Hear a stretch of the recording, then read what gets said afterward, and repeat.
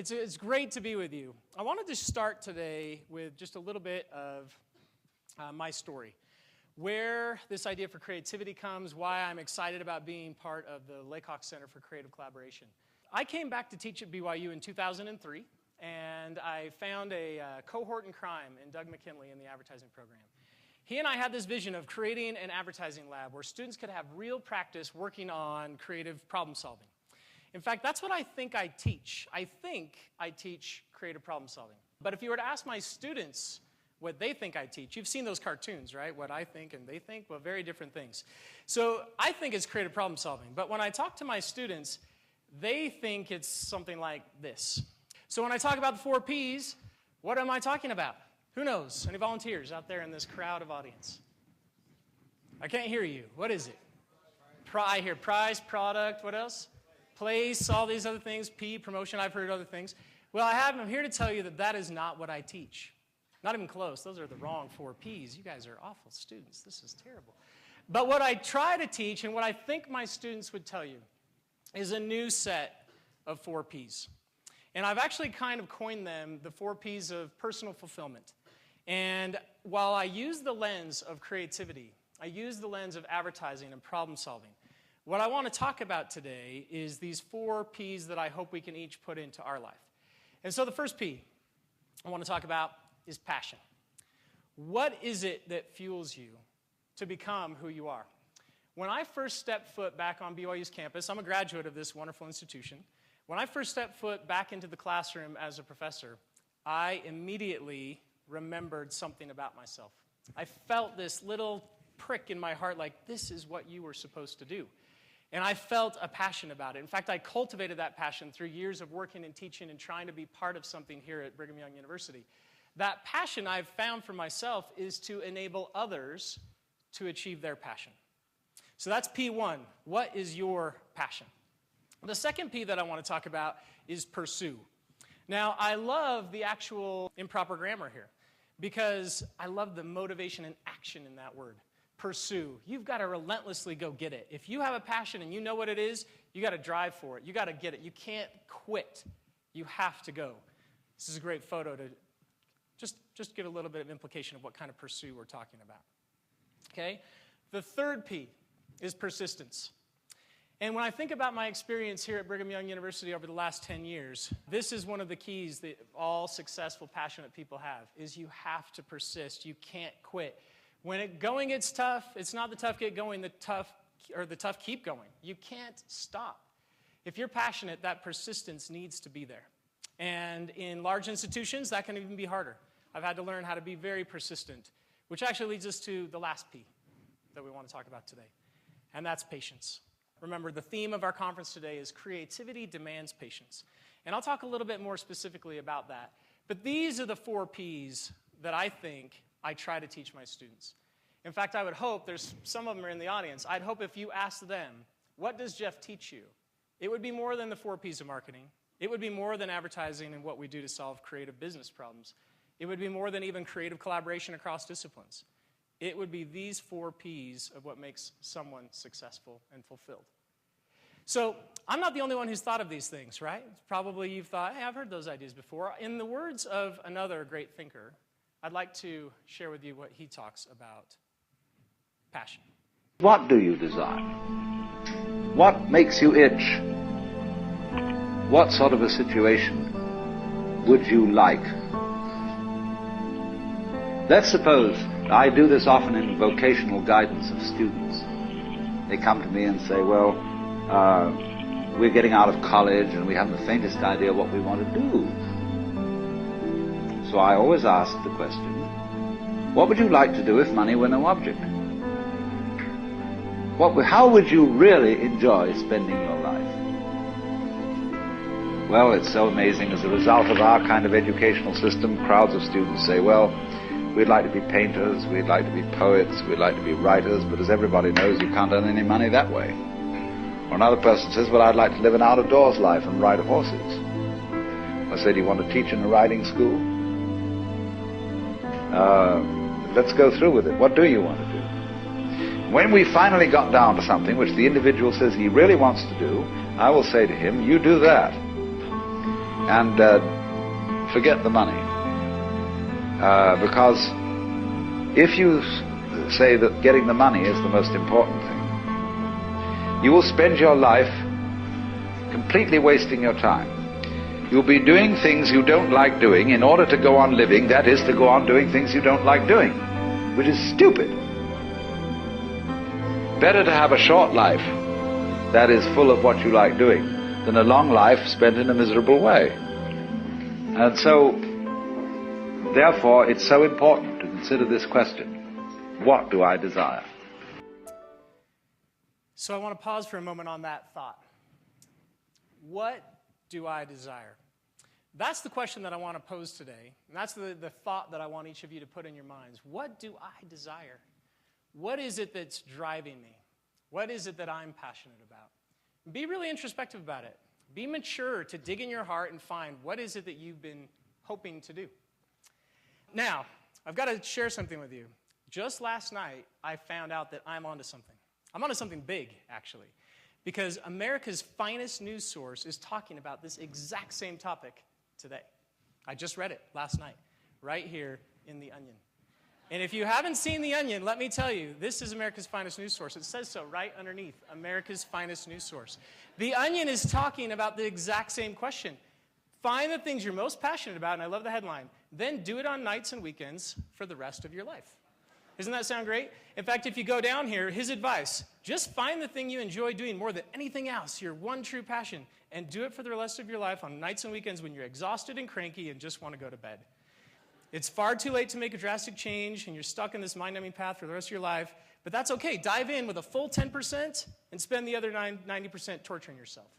So I know I'm onto something, okay? Now, with the little humor bit aside, I want to get back to these 4 Ps. I want to talk about, with passion, what do you desire? Ask yourself, what is it that drives you? What do you care about? What do you love? What's deep in your heart? Desire and passion are intrinsically linked. When you consider again about pursue, to be relentless once you find it, and be mature again enough to admit to yourself what you're made of. What were you brought on this earth to do? Do it. Be it. Become that person. I want to share with you a couple of examples of some students. The first is Devin Graham. Some of you might know him on the internet as Devin Supertramp. He's kind of a popular guy. Devin was one of my former students, and I love Devin. What I love about Devin is that, especially this week, he's recently just posted this video that talks a little bit about his passion and how he does it. And the interesting thing about Devin is he doesn't quit. He moves. He's always looking and searching. The thing I love about Devin is, and he says in this video, he has to fight for his passion. These videos that he produces, he might take a year to produce a 3-minute clip that you watch on YouTube in 2.5 minutes, and then it's over. But what he's done is actually shown himself that he can have passion and pursue it. He loves his life. He fights for his passion every day, and he won't quit at being able to accomplish that. I've had some wonderful experiences working with Devin creatively, and I'm inspired by the fact that he's chosen to do what he believes he's made to do. I want to talk about those other 2 principles. Persistence again.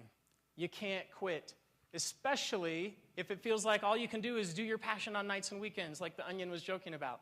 Be persistent. Don't let it stop. Patience, then. Getting back to this idea for our presentation today. Creativity demands patience. You might not see the fruits of those labors for a lifetime. In fact, it might come after your lifetime. But I promise, if you have patience, persist in what you're passionate about, those fruits will come. I want to share one more story of some students that I recently taught that just graduated last year. And they've actually been able to show me a little bit about how to do this.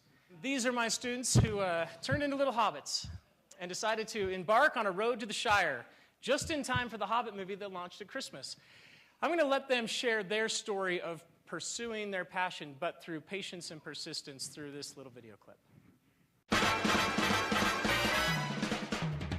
Ever had a dream but didn't know how to make it happen? Sure you have. We did too. A really cool guy, Zach Canfield, gave a speech at our school. The gist? You can't wait for big things to come to you. You've got to make big things happen. So how do you do it? We took what we were passionate about and combined it with our inspiration from Zach and found a space where our dream could live.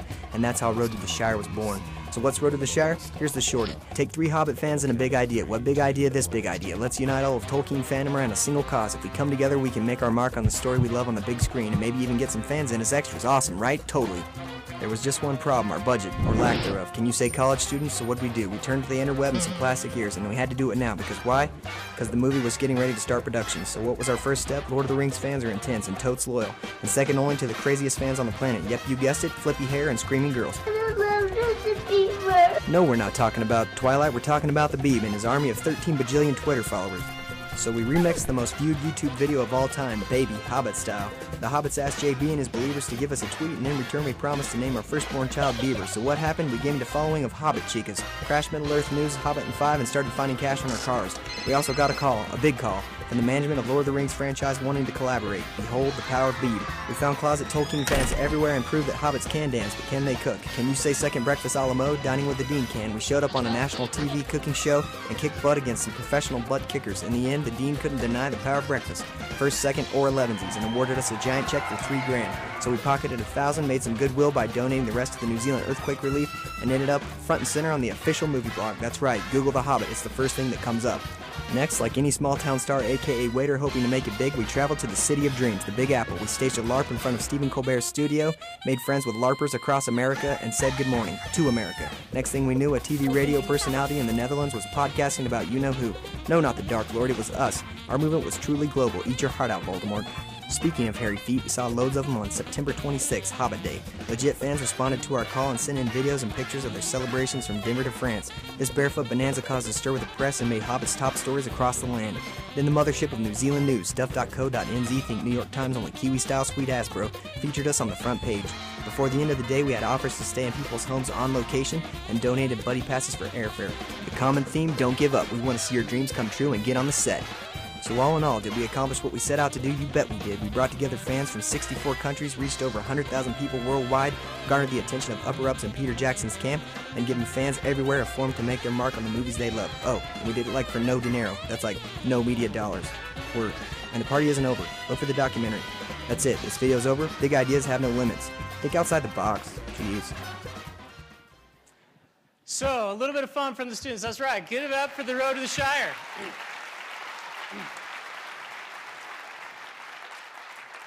So I want to tell you that they're still seeking, they're still looking, they're still finding their passion. You know, as students, they got to have a little bit of fun. But let's see, Hobbit on the left, John, is just left an ad agency in San Francisco to take a job at Bonneville Communications in Salt Lake City, and he's pursuing his passion. Mitch, Hobbit on the right, is actually writing children's stories in Southern California. He's writing children's literature. That's where he wants to be. And John D. in the middle, well, he's still on the proverbial road to the Shire. But he's seeking his passion, and I promise you he will find it. So you're probably asking, hey, Jeff, this is cool. I love that. That's great. But what about me? What can I do today? Because I probably can't just wipe the slate clean, quit my job, become a hobbit, and go to the Shire. Although some of you, if it inspires you, you're welcome. Go for it. But if you're asking that question of yourself, what can I do? You probably today are thinking, I've got some time. Maybe it's on nights and weekends. Maybe it's just the spare time. But I've got a question for you. What do you do with that time? What do you fill it with? I'm guessing that some of you fill it with something like this.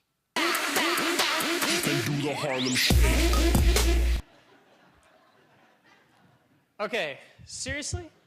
This is what you do with your time when you're passionate about something? And then for a moment, though, let's talk seriously. This is what we do when we have something that we're passionate about. I'd venture to say that the majority of the audience uses some form of social media to get passionate about something. Okay? I see it in you. You're YouTube watching, you're Facebook stalking, you're tweeting to the Twitter sphere, you're pinning party planning on Pinterest. You're all over the place. It could be Vine, it could be Snapchat, blogs, they're everywhere. And don't even get me started on this whole Tinder left or right swipe thing. It's grossing me out, people.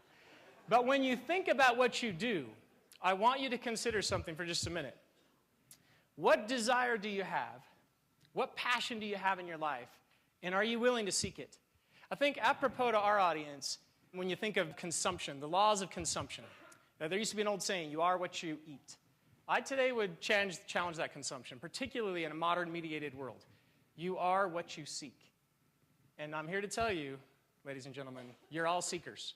You're all filling your life with something. So what do you seek?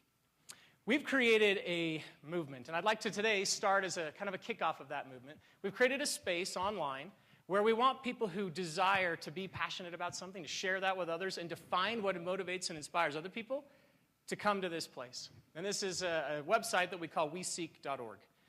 On this website, it's supposed to be a repository of things that inspire us, that show the passionate things we care about, and that we can learn and believe in what others do.